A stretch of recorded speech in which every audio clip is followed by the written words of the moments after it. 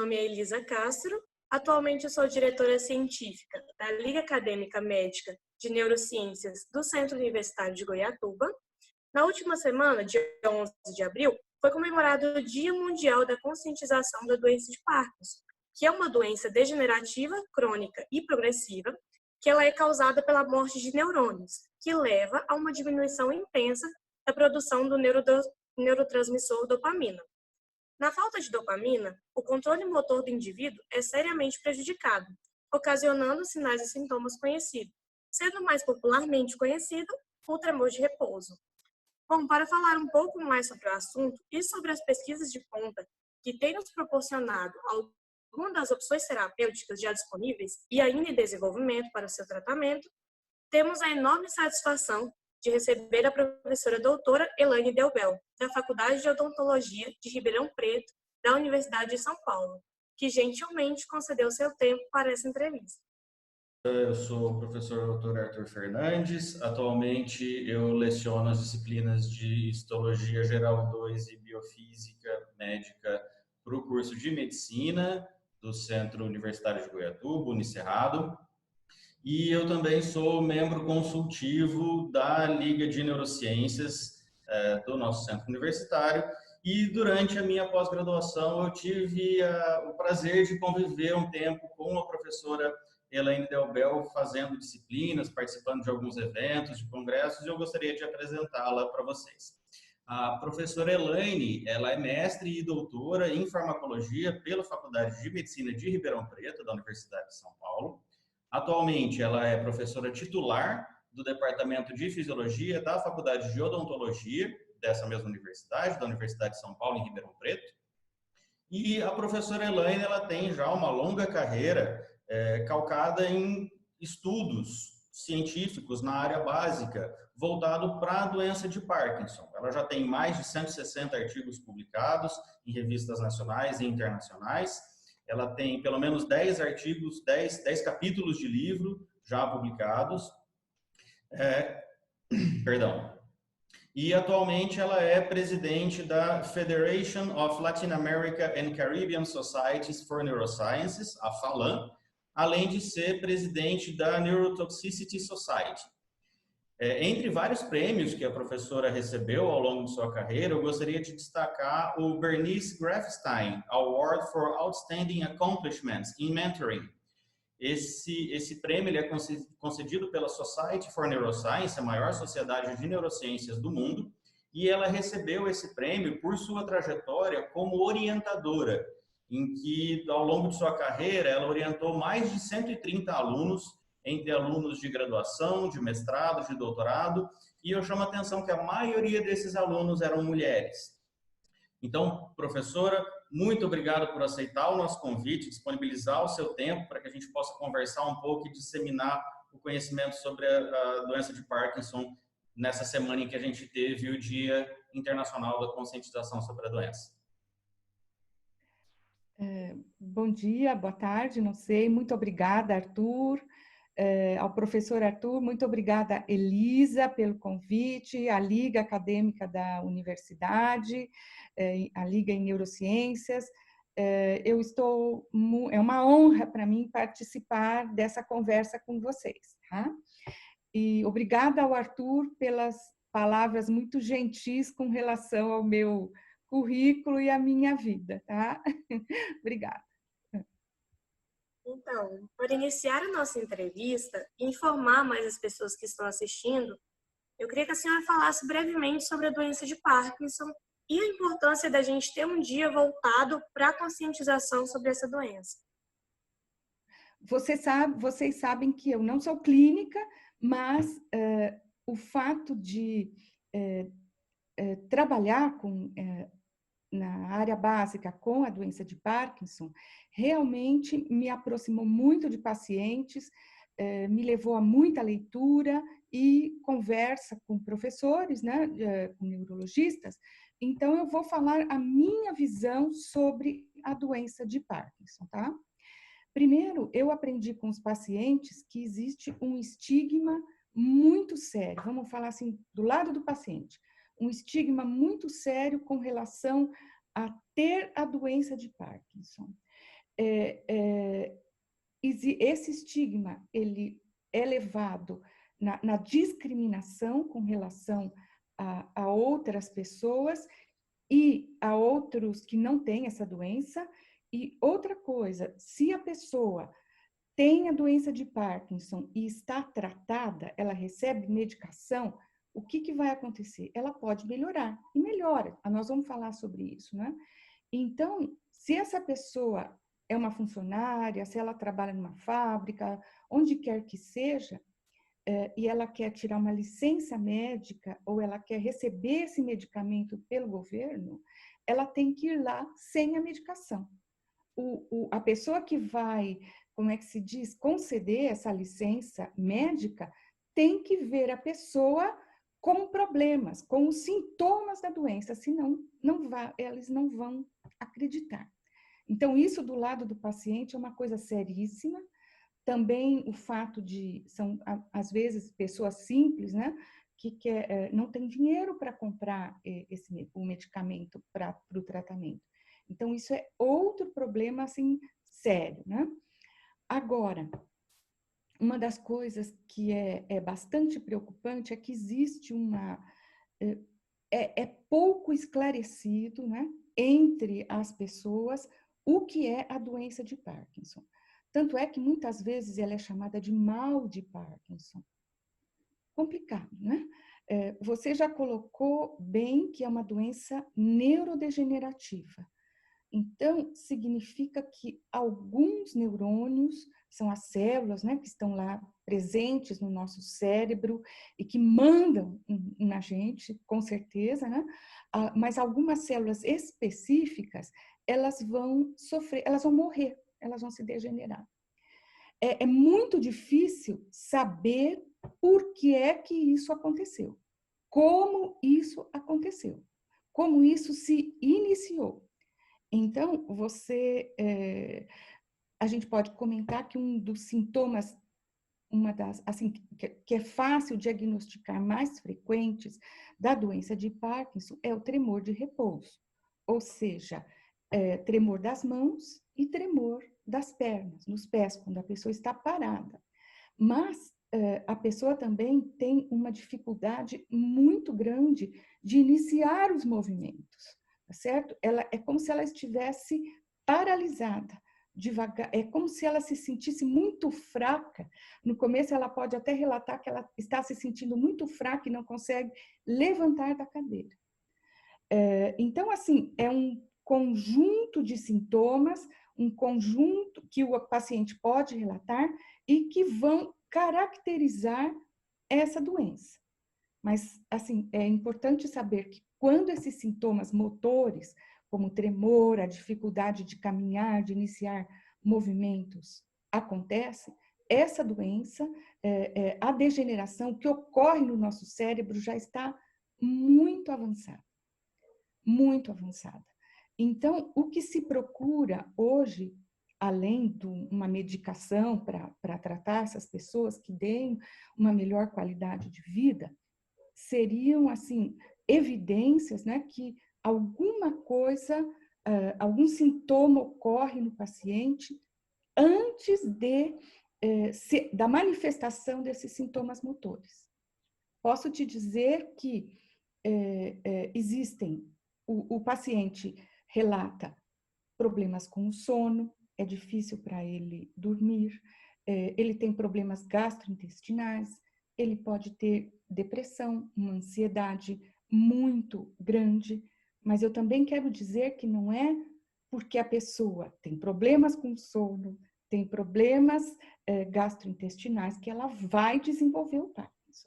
Então, tentando deixar um pouquinho mais claro, existem alguns sintomas que vão aparecer, que vão se manifestar antes dos sintomas motores, como tremor de repouso, dificuldade de realizar movimentos, que hoje caracterizam o que é a doença de Parkinson, no relato dos pacientes. Doutora Elaine, essa seria até uma das minhas perguntas, sobre os sintomas e quais os sintomas iniciais. mas eu gostaria de saber, na sua opinião, quando que o paciente deve procurar um médico com essa suspeita? Ai, é uma pergunta complicada, né? Mas eu vejo que os pacientes dos que eu conheço, eles procuram o médico quando eles têm a manifestação motora. Essa, porque, novamente, existe uma grande... muitas vezes é assustador para o paciente pensar assim, então eu tenho problemas para dormir, portanto eu vou ter uma doença neurodegenerativa, tá certo? Então, ele deve procurar para acalmar a ansiedade, mas, ao mesmo tempo, calma, né? Não é só o aparecimento desse sintoma, então, problemas gastrointestinais que são uma marca que você vai ter a doença de Parkinson.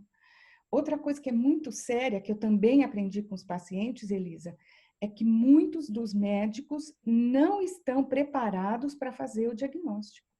Eu ouvi relatos de muitos pacientes que a demora, entendeu? Até de 6 meses, 1 ano, para ter um diagnóstico. Então, quer dizer, não é só procurar o médico. Os médicos também precisam receber um treinamento básico, importante, para poder fazer o diagnóstico, tá? Doutora Elaine, e qual que é a faixa etária que mais é recorrente a doença de Parkinson? Então, se você for à literatura, né, ela é uma doença que ocorre principalmente em pessoas com mais de 60 anos. Portanto, ela estaria associada à velhice. Mas existem muitos casos, e parece que eles têm aumentado, né, de pessoas jovens, vamos dizer, na idade de 30, 40 anos, que manifestam essa doença. Então, isso hoje, eu poderia dizer, né, que a literatura mostra que a maioria acontece nas pessoas idosas, mas todo cuidado é pouco. Ele também tem se manifestado bastante nas pessoas mais jovens. Um exemplo que é conhecido de todo mundo é o Michael J. Fox, o ator daquela série de filmes De Volta para o Futuro. Ele teve os primeiros sintomas com 25 anos, tá certo? Então, essa é mais ou menos a ideia o que a literatura mostra. Bom, doutora Elaine, ainda nessa parte mais conceitual, quais são as áreas cerebrais que mais são acometidas pela doença? Como que essa doença ela afeta o sistema nervoso central? O diagnóstico, né, inicial da doença de Parkinson, e por isso essa associação com o neurotransmissor que se chama dopamina, foi a degeneração dos neurônios que produzem a dopamina, que estão numa região chamada substância negra, presente no tronco cerebral. É muito interessante que essa região ela se chama de negra porque a cor é negra. Então, numa dissecção de um cérebro humano, né, é possível, no tronco cerebral, ver muito bem a linha dos neurônios que produzem dopamina, porque eles são escuros. E eles são escuros porque eles contêm um pigmento que dá cor à pele, por exemplo. Então, aparentemente, esse pigmento também é bastante responsável pelo aumento de haver uma oxidação desses neurônios, que seria assim, um fator importante para a degeneração. Existem muitas perguntas, mas começou com a substância negra, começou nesses neurônios. Então, existe um neurologista, Brack, e ele fez um estudo assim incrível, né? Olhando cérebros e cérebros e cérebros que estavam estocados, né? E ele foi procurando um indicador de como essa doença se iniciaria a sua manifestação. Então, realmente, ali no tronco cerebral, né, em volta da substância negra e outras regiões ali bem, vamos dizer, mais baixas, né, se nós compararmos com o córtex, parece que se inicia essa degeneração, mas ela se espalha. Como ela se espalha? A partir dos neurônios na substância negra, esses neurônios enviam prolongamentos axônios que vão inervar hipotálamo, vão inervar os gânglios da base, que no homem é o caudado, o tâmen, pálido, né? Vão inervar o córtex cerebral. Então, além da destruição dos neurônios dopaminérgicos aqui na substância negra, também vai ocorrer, como consequência, a degeneração dos terminais. Hoje, também se sabe que não são só os neurônios dopaminérgicos que vão sofrer degeneração. Existem outros sistemas neurotransmissores. Posso falar do sistema serotonérgico, que uma das regiões características são os núcleos da RAF. Posso falar de neurônios que produzem a encefalina e endorfina, que são aqueles que estariam mais associados com a dor. E, aparentemente, como consequência da degeneração dos neurônios dopaminérgicos, esses outros neurotransmissores, eu estou falando poucos, eu posso falar no óxido nítrico também, serão atingidos. Mas, então, várias regiões do nosso cérebro, vários neurotransmissores, a progressão, aparentemente, são de áreas do tronco encefálico para o córtex, na direção do córtex. Agora, não se sabe se a primeira ocorrência, se o primeiro problema foi a degeneração dos neurônios dopaminérgicos. Foi o primeiro que foi detectado. Agora, é aquela brincadeira, né? É o ovo e a galinha. Tá difícil de saber, mas com certeza caracteriza a doença de Parkinson, a degeneração desses neurônios. Bom, e a gente sabe também que a doença de Parkinson, ela atualmente, infelizmente, ainda não tem cura, né? Mas já existem algumas opções terapêuticas que elas vão auxiliar na diminuição dos sintomas.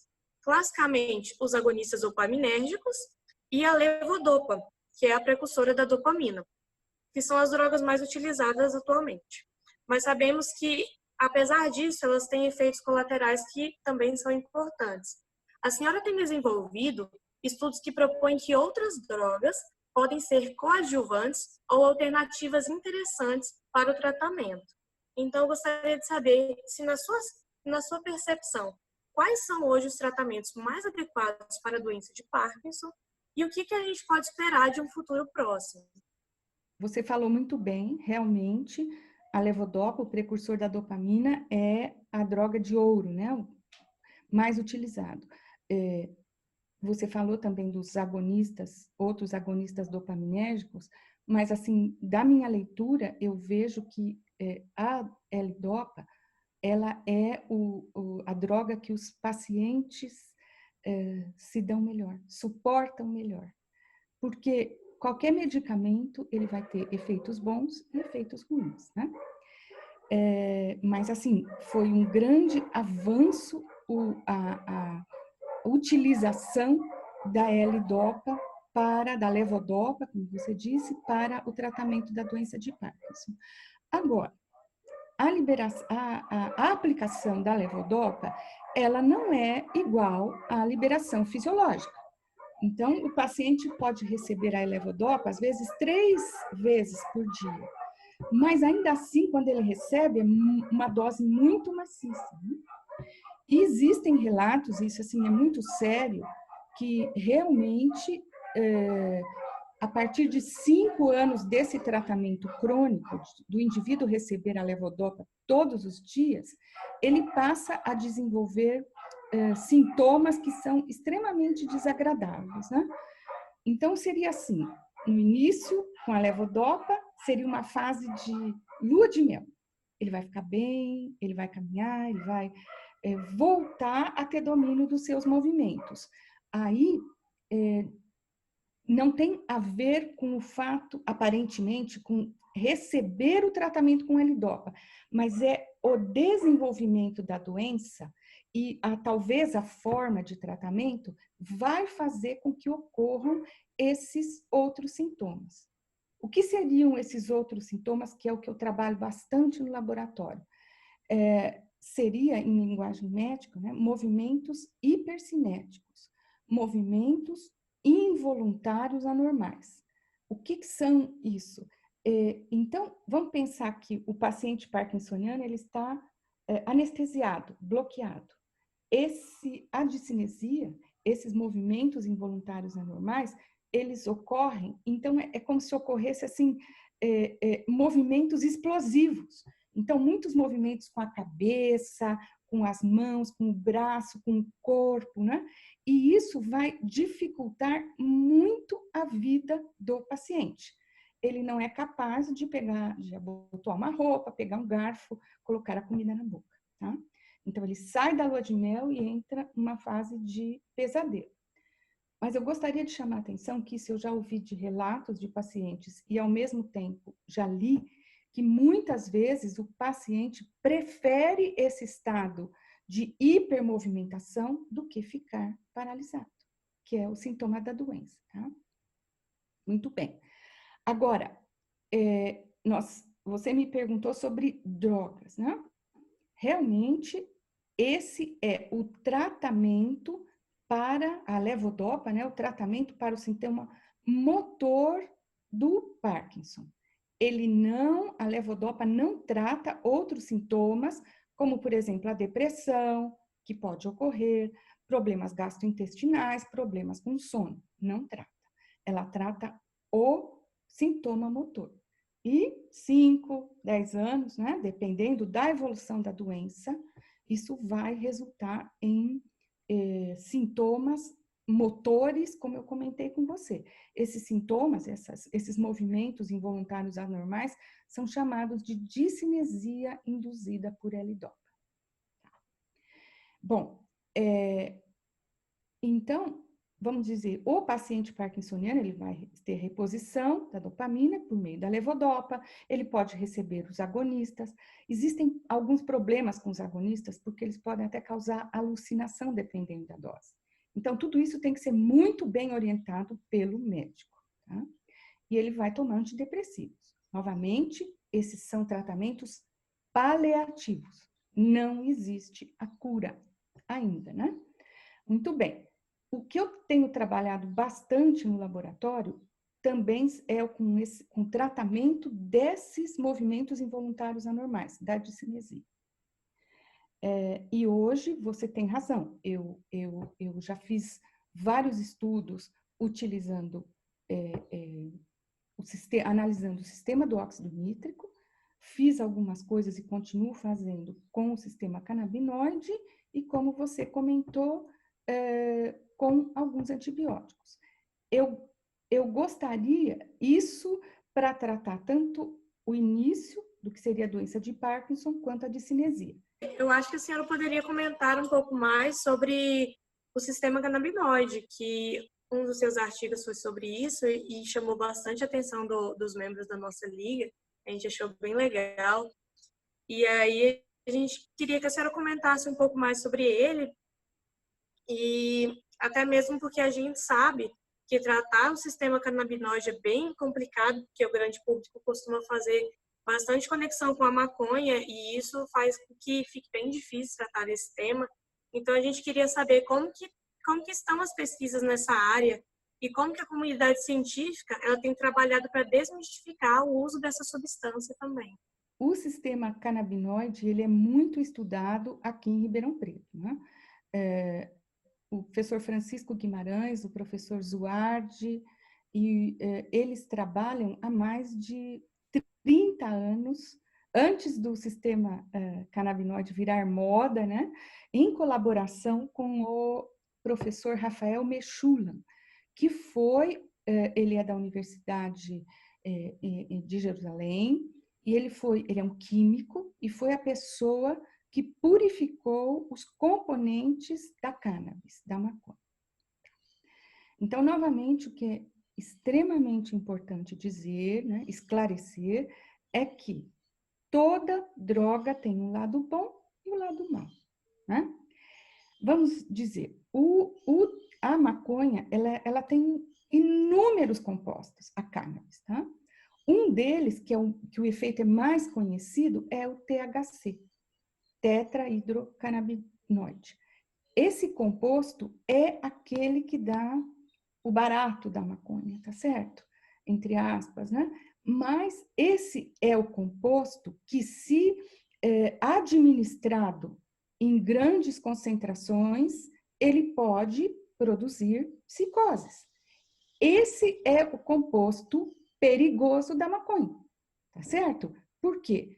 Porque existe toda uma discussão, a maconha deve ser liberada ou não, Bom, vamos dizer uma coisa.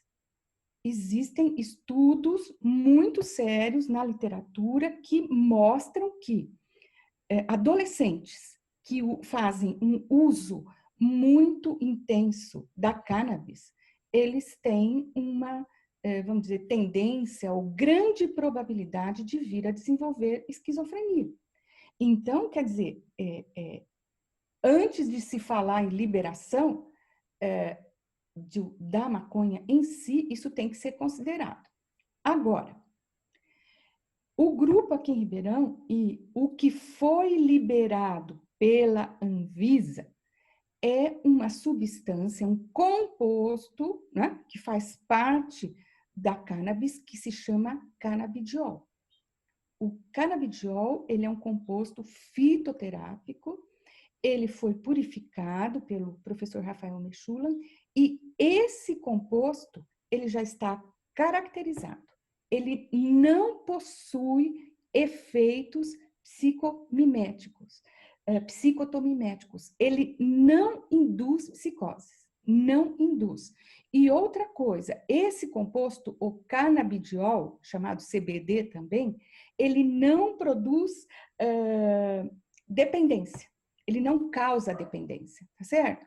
Então, é esse composto, o canabidiol, que foi regularizado pela Anvisa, que os médicos podem receitar, que está disponível está disponível a partir de março. Eu, por causa dessa confusão do coronavírus, eu não acompanhei, nas farmácias, certo? Mas ele, e já existe para esse composto evidências clínicas sérias que ele pode ser usado no tratamento da epilepsia. Isso foi um dos grandes motivos, né, porque ele foi liberado, também para a doença de Parkinson e até para a esquizofrenia, tá certo? Por quê? Porque o canabidiol tem atividade antipsicótica, como uma medicação utilizada para o tratamento de psicose, como o haloperidol, por exemplo. Então, o que está liberado, o que está disponível para receitas é o canabidiol, que está muito bem descrito, que não tem efeitos maus, até agora. E olha, são mais de quase 40 anos de investigação científica, básica e clínica, mostrando que ele não foi detectado ainda algum efeito maléfico dessa substância. Então, assim, é com muita responsabilidade que ele foi liberado. E vai ser com mais responsabilidade ainda que ele vai ser ou está sendo utilizado. Foi uma bênção ele ser liberado, porque as pessoas hoje, os pacientes, podem utilizar alguma coisa pura e alguma coisa que não está misturada, alguma coisa sintética que foi testada em animais, em humanos, e que não causa malefícios. Tá? Professora, ainda sobre a questão do tratamento, nós sabemos que a comunidade científica hoje usa bastante a questão da terapia gênica. Eu gostaria de saber como que essa terapia gênica ela é aplicada a doença de Parkinson hoje em dia. Atualmente. Tá, vamos lá. Então, assim, eu gosto de contar uma historinha, né? Depois da descrição por Watson e Crick da dupla hélice, né, do DNA, o professor Crick, que era o americano, né, ele fala assim, tudo está feito em termos de biologia molecular, eu vou abandonar, eu vou mudar. E ele começou realmente a trabalhar com percepção, com conhecimento, né, outras funções cerebrais. Mas daí o conhecimento nesse ramo evoluiu tanto, né, que eu me lembro que a biologia molecular ela era assim, ela iria diminuir, ela iria acabar com todos, seria a solução, né, o medicamento que seria a solução para curar tudo. Bom, não foi bem assim. Por quê? Porque para utilizar a biologia molecular, é necessário fazer uma modificação, como você disse, no gene, uma modificação gênica. Para ocorrer essa modificação gênica, é necessário que seja introduzido naquele paciente ou no óvulo ou no bebê DNA modificado. Para a introdução desse DNA modificado na pessoa, em vivo, ele tem que estar dentro de um vírus, atualmente um vírus, certo? Então, existe toda um conhecimento, né, que trabalha com esses vírus modificados que vão entrar, né, que vão ser injetados em determinadas regiões aonde se espera que ocorra uma modificação do gene e que vai auxiliar aquela doença não evolua. No Parkinson, eu posso te dizer que isso ainda está engatinhando, tá certo? E pense na complicação. Vamos falar de uma coisa assim anterior um pouquinho? Por exemplo, né? A gente já comentou que ocorre a destruição dos neurônios que produzem dopamina. Então, uma primeira terapia que foi inventada, baseada na biologia molecular, foi pegar, por exemplo, células do córtex da suprarrenal, que são dopaminérgicas, e fazer implantes no estriado, né? Que é a estrutura de saída dos gânglios da base, dos estímulos motores, uma das, né? Muito bem, indiretamente, mas porém, o que aconteceu? Então, houveram casos, né? Um que ocorreu na cidade do México, o México é muito famoso, que foram bem-sucedidos. Ou também se pode colocar células embrionárias, células de cordão umbilical, células que seriam multipotentes. Acontece que houveram alguns casos positivos. Qual que foi o problema? Eles nunca mais se repetiram. Nunca mais. E hoje existe estudos assim bastante sérios com esse implante das células ali no estriado, né? Que mostram que pacientes que recebem essas células, eles vão desenvolver aquilo que eu comentei com você, movimentos involuntários anormais. Eles podem desenvolver como se fosse a discinesia induzida por L-Dopa. Então, em termos do Parkinson, existem vários estudos in vitro, experimentos, mas assim, para dizer que já existe uma terapia gênica forte para pacientes, eu não seria assim tão animada, né? O que ainda seria o tratamento é a levodopa, como você comentou, mas também existe as cirurgias, né? Que são chamadas de Deep Brain Stimulation, que ocorrem principalmente colocando-se eletrodos no globo pálido ou no núcleo subtalâmico, que são regiões, né, dos gânglios da base envolvidas no circuito que vai sofrer degeneração na doença de Parkinson. Agora, você pode me perguntar, isso é fácil de conseguir? Não. Isso é barato? Não. Isso é caríssimo. E isso tem, vamos dizer assim, 70% de sucesso? Não. Então, é uma doença, é uma cirurgia eletiva que tem suas características, né? Eu convivo bastante com um grupo na França que é do Hospital Salpêtrière. Esse hospital é onde o pai da neurologia, Charcot, né, trabalhou. E para uma pessoa, um parkinsoniano, participar de uma cirurgia desse tipo, os exames que têm que ser feitos, como é que se diz, para ele ser elegível para essa cirurgia, são muito sérios.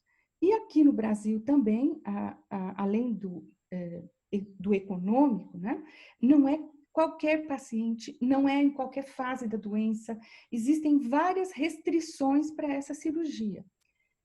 Então, é importante, por isso que eu digo para você que é importante o médico, né, que é quem o paciente vai contactar e por quem ele vai ser tratado, que ele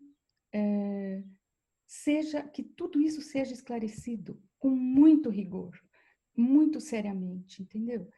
E, inclusive, que essa cirurgia, por isso ela é chamada de eletiva, ela pode gerar sintomas que não tem nada a ver com Parkinson e que também podem ser muito desagradáveis, tá bom? Estamos caminhando para o final dessa entrevista e, como a última pergunta, eu gostaria de saber como que o Brasil se apresenta perante o cenário internacional na pesquisa em doença de Parkinson. E já aproveito para lhe parabenizar pelo prêmio de 2018 de grande representatividade. Qual que é o papel das mulheres no cenário nacional e internacional? Obrigada, são duas perguntas longas e importantíssimas, né? Primeiro, eu gostaria de falar um pouquinho sobre o trabalho que a gente tem básico, né? Que a gente desenvolve no laboratório com relação a um modelo de doença de Parkinson, né?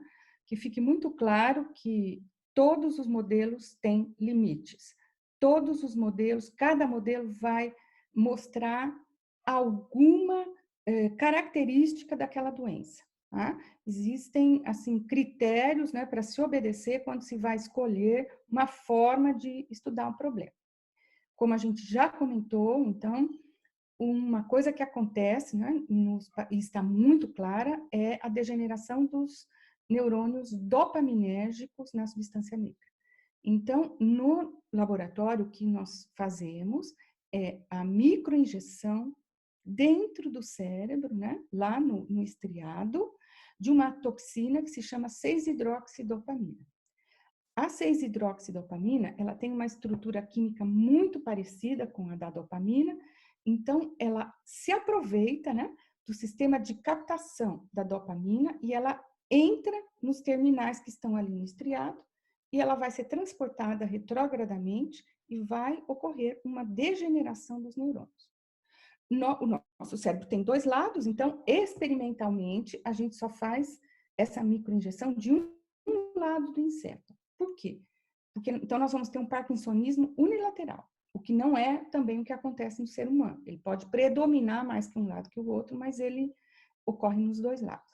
Mas isso nos facilita muito os testes depois, né, de comportamento para antes de que são assim, não são agressivos para o animal, para que nós possamos definir se aquele animal tem uma lesão ou não. Então esse que é o modelo que a gente usa de unilateral, de aplicação da 6-hidroxidopamina e destruição de quase 90% de um lado do encéfalo dos neurônios dopaminérgicos. Tá? Então, nós já realizamos estudos mostrando que o tratamento com o canabidiol, ele protege os neurônios dopaminérgicos. Ou seja, ele é aplicado, mas ele tem que ser aplicado juntamente com a neurotoxina, com a toxina. E ele impede que ocorra uma destruição muito grande dos neurônios dopaminérgicos. Tá? Esse estudo está publicado, existem mais alguns na literatura, né? Mas gosto de chamar a atenção também que o professor Vitor Tumas fez um estudo com humanos, foi um estudo duplo cego, que mostrou que o canabidiol, o tratamento de pacientes com canabidiol, ele melhora a psicose, né? Que pode ser induzida pela L-Dopa, pela levodopa, tá? E estudos de neuroproteção, como a gente fez no animal, eles são estudos que têm que ser feitos com 500, 600, 800 pacientes. Eles são estudos caríssimos e hoje as indústrias farmacêuticas se recusam a fazer estudos clínicos praticamente, né, para drogas que vão atuar no sistema nervoso central, porque ocorreu um insucesso muito grande, aquilo que foi obtido em animais não pode ser confirmado. Isso é assunto, é tema para uma outra entrevista, entendeu? Para dizer vários problemas que podem ocorrer nessa coisa translacional, né? Mas nós, voltando ao canabidiol, nós conseguimos também mostrar que a aplicação do canabidiol com a capsazepina, que é um inibidor de um outro tipo de receptor, que é receptor de dor, esse tratamento conjunto dessas duas drogas bloqueia a discinesia induzida por L-Dopa, tá? Então, assim, esses são duas publicações que a gente tem, elas estão citadas numa revisão recente, né? E mostram que o canabidiol pode ser um mecanismo, uma ferramenta extremamente importante para estudos de neuroproteção, ou seja, proteger os neurônios da degeneração, e estudos para tratamento da discinesia induzida por L-Dopa, esses movimentos involuntários anormais. São nossos resultados experimentais. Muito bem. O grupo clínico aqui de Ribeirão Preto, né, ele tem, e nós fazemos parte desse grupo, tem uma associação muito grande com uma firma, com uma indústria brasileira, uma companhia, né, que está produzindo o canabidiol sintético. Então, existe grande possibilidade de serem realizados estudos clínicos no Parkinson, com aspectos. Não está terminado, não foram feitos todos os estudos. Eu gostaria muito de falar para vocês sobre um estudo que nós realizamos e que foi assim um acidente, né? E que nós continuamos a realizar com um antibiótico, que é a doxiciclina. A doxiciclina, ela é um antibiótico do grupo das tetraciclinas, mas ela é uma segunda geração. Então, ela tem muito menos efeitos colaterais que a própria tetraciclina. A doxiciclina, só para falar coisas boas a respeito dela, ela é liberada pelo FDA, né, que é o órgão de controle de uso de drogas nos Estados Unidos, para tratamento da periodontite, que é essa infecção que ocorre nas gengivas, né? E ela também é utilizada para tratamento de um problema da pele que se chama rosácea. Então, quer dizer, ela é um antibiótico, mas além de ser um antibiótico, essa substância tem uma atividade anti-inflamatória. E isso fez com que ela possa ser liberada por um órgão, né, de tanta responsabilidade, sério, né, como é a FDA, nos Estados Unidos, para tratamento da periodontite e da rosácea.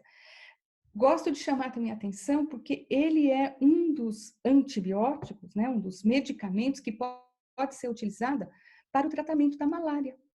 Então, pessoas que vão por exemplo, passar 1 ano, 2 anos, viver na África, ou aqui no norte do Brasil, onde, não sei, acho que aqui no estado de São Paulo, Goiás, não tem, é mais na região dos rios, né? Que tem mais a transmissão de malária. Eles tomam a doxiciclina cronicamente, tá? Muito bem. Então, assim, coisas boas, utilização da doxiciclina. Aconteceu um acidente. Que acidente que foi? Um orientado meu, ele estava fazendo ainda, terminando seu doutorado, e ele foi fazer um estágio na Alemanha, no Instituto Max Planck, em Göttingen. E ele se chama Márcio Lazzarini. Ele sempre trabalhou, fez doutorado aqui comigo e sabia muito bem fazer cirurgia em camundongo, fazer a injeção da 6-hidroxidopamina, né? Então, ele pegou 40 animais, ele ia continuar os estudos lá na Alemanha, 40 camundongos, e fez a microinjeção da unilateral da 6-hidroxidopamina. Esses animais, eles foram cuidados, né? E após 21 dias, o Márcio foi lá fazer um teste para ver se esses animais estavam lesados. Para surpresa dele, o que aconteceu foi que dos 40 animais, só 2 tinham lesão. 38 não tinham absolutamente nada. Isso foi uma grande surpresa e nós, como cientistas, não podemos jogar o resultado fora, né? A gente tem que entender por que isso aconteceu. E depois de uma série de coisas lá no Max Planck, foi percebido que o Márcio tinha trocado a ração desses animais. Existe aqui também, uma ração que contém doxiciclina. Por quê? Porque aquilo você comentou na terapia gênica, né? Então, é criado uma sequência, né? Entre aspas, um pedaço de um gene, e essa sequência, ela tem um sítio para ligação da doxiciclina, e isso pode ligar ou desligar aquele gene. E o Márcio, por acidente, por desconhecimento, pegou essa ração, que era dada para animais transgênicos, e tratou os animais dele. Então, entre aspas, a doxiciclina protegeu os animais da lesão. Ele repetiu o experimento, né? Mas dessa vez aplicando a doxiciclina numa, entre aspas, concentração que nós colocamos mais ou menos o que os animais tinham comido, e realmente mostrou que a doxiciclina protegeu os animais da lesão. Você vai me perguntar, existem outros estudos? Existem. Existem estudos com um modelo que é com uma toxina, né, um MPTP, que isso aí foi descoberto, né, nos anos 60, com pessoas que eram dependentes de heroína, eles sintetizavam em casa e essa toxina, o MPTP, era um contaminante. Então, da noite para o dia, eles amanheciam com parkinsonismo, né, ele é muito forte. A doxiciclina protege nesses modelos. Existe um outro modelo também que são com esses inseticidas que são muito usados na lavoura, né? A rotenona, o paraquat, que essas toxinas destroem os neurônios dopaminérgicos, elas causam Parkinson, dependendo da concentração. E também nesses modelos a doxiciclina protege. Agora, para a indústria farmacêutica ter interesse, ela precisa ganhar dinheiro e se sustentar. A doxiciclina, ela não tem patente, mas a patente dela já venceu há muito tempo. Ela está há 50 anos no mercado. Então, vamos dizer que não existe um interesse muito grande de se fazer estudos muito caros com isso. Mas, agora, tem uma coisa muito boa.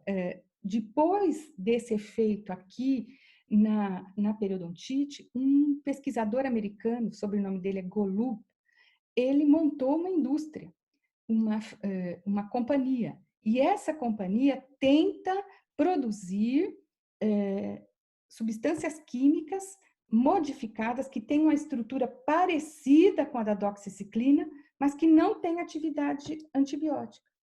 Então, esse composto é uma grande experiência. Aliás, já existem ensaios clínicos desse composto para o tratamento do câncer.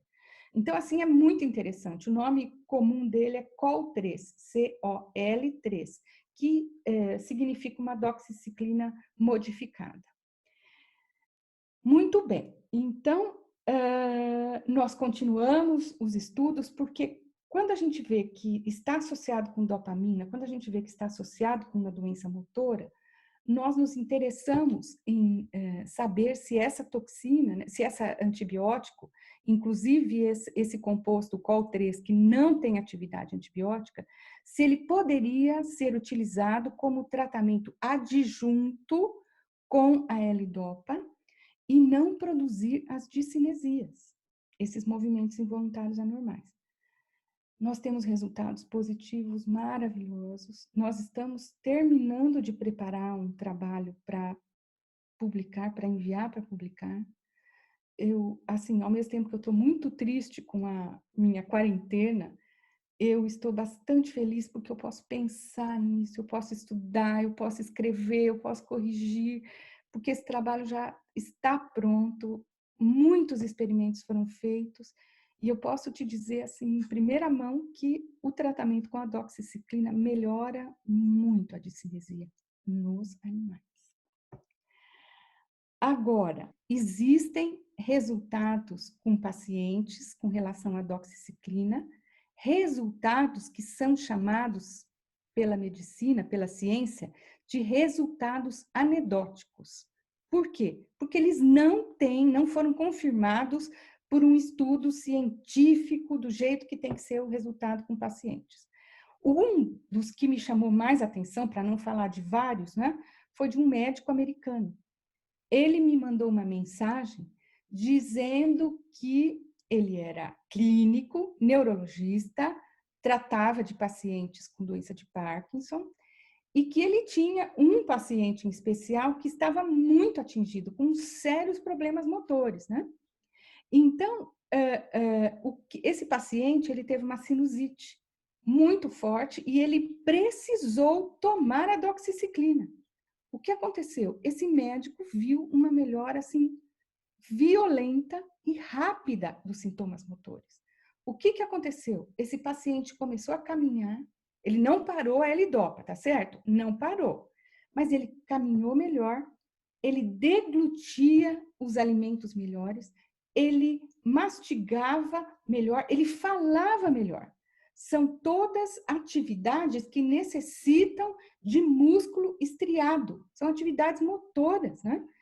Então, assim, é uma coisa... E ele não sabia de nada. Ele foi para a literatura, colocou doxiciclina, achou o trabalho realizado, publicado aqui, e ficou, assim, extremamente feliz e me escreveu, né? Quem sabe um dia a gente sonha, eles consigam fazer uma descrição de casos clínicos ou coisa assim.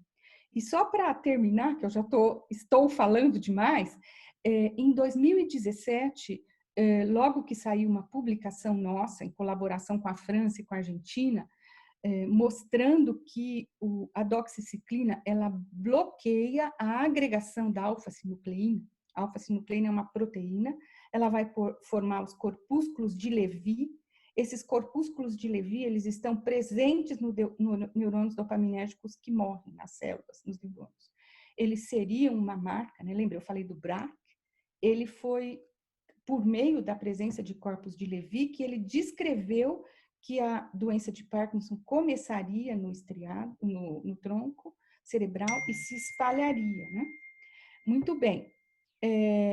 Então, em 2017, quando nós publicamos esse trabalho, foi realizado um trabalho de biofísica, mostrando que diminui, bloqueia a agregação, né, da alfa-sinucleína. Alguns pacientes, assim, enlouqueceram, entre aspas, né, porque imaginam que é ter essa doença, né? Mas eles ficaram muito determinados e eles quiseram tomar a doxiciclina em doses subantibióticas, que é a recomendada, indicada para a periodontite e para a rosácea. Então, a dose antibiótica é de 200 miligramas por dia. A dose subantibiótica é 100 ou 50, 2 vezes ao dia, tá? Então, foi uma entrevista que eu dei para a TV Record, foi em agosto de 2017, e um dos pacientes, o senhor Alcir, né, ele toma a doxiciclina desde abril de 2017. E isso que esse médico lá nos Estados Unidos nos contou por e-mail, o seu Alcir conseguiu. Então, ele fala melhor, ele come melhor, ele engordou um pouco.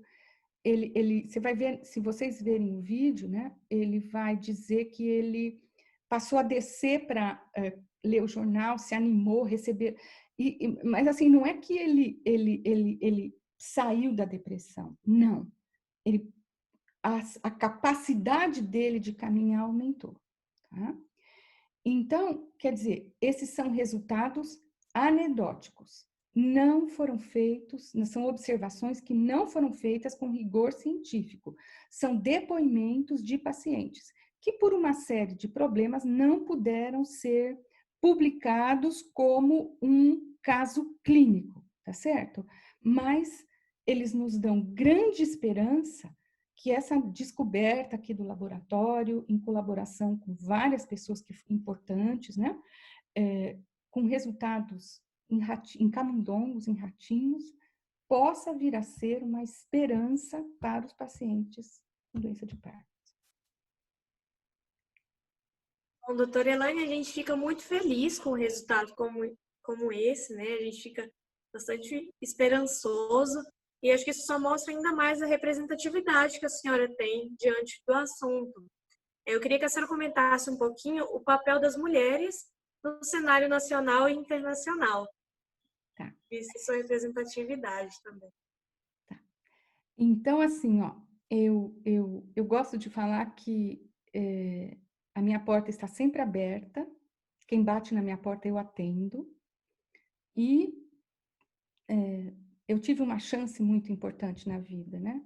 Eu estudei numa faculdade particular, mas eu fui recebida pelo Dr. Antônio Roberto Martins como estagiária na Faculdade de Medicina, fiz iniciação científica lá e continuei, graças a isso, consegui fazer meu mestrado, meu doutorado e ir para frente, né?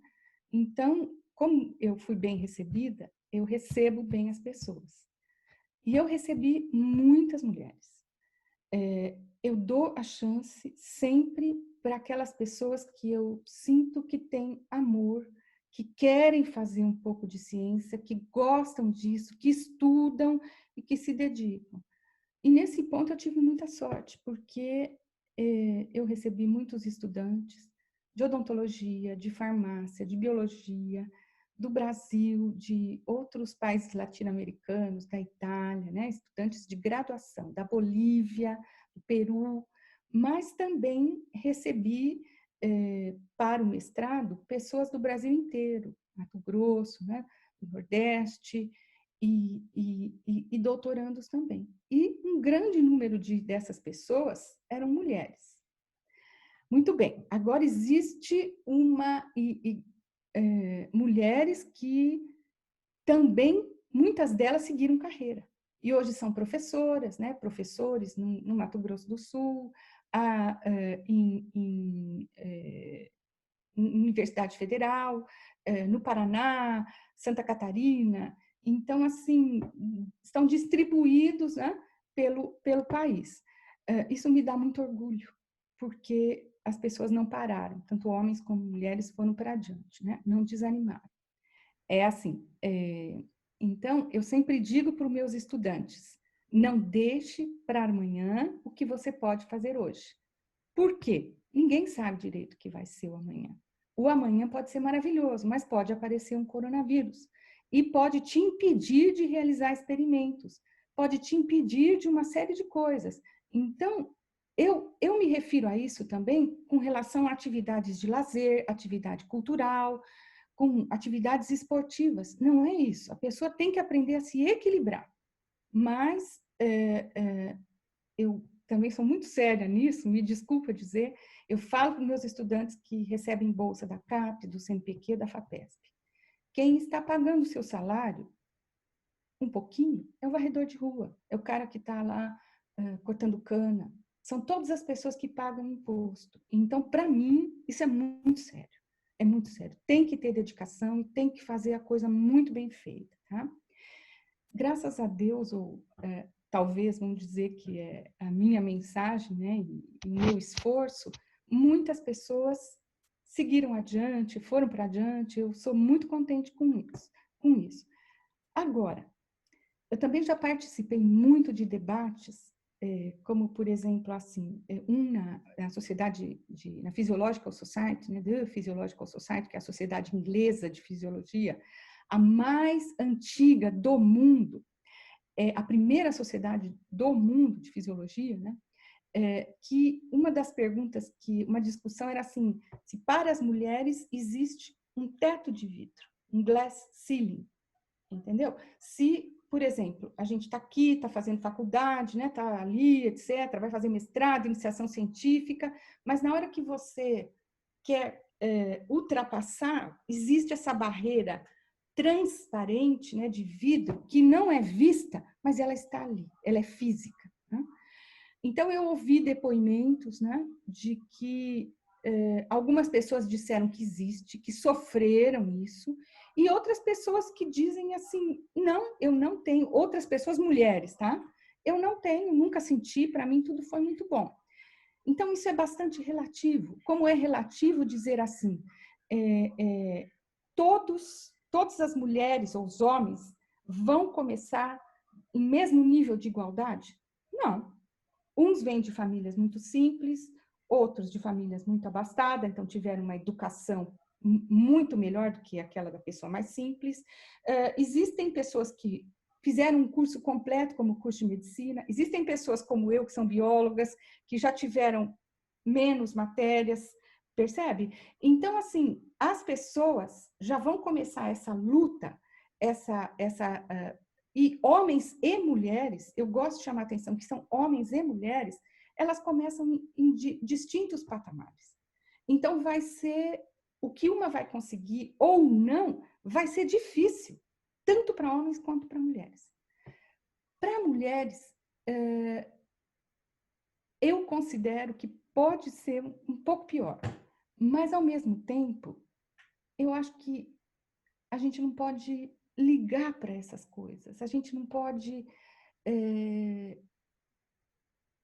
sabe, assim, ó, se você pensar, no mundo existem pessoas inteligentes, muito inteligentes, mas existem pessoas, tanto homens quanto mulheres, que podem dizer ou falar ou proceder de uma forma não muito agradável com você, mulher.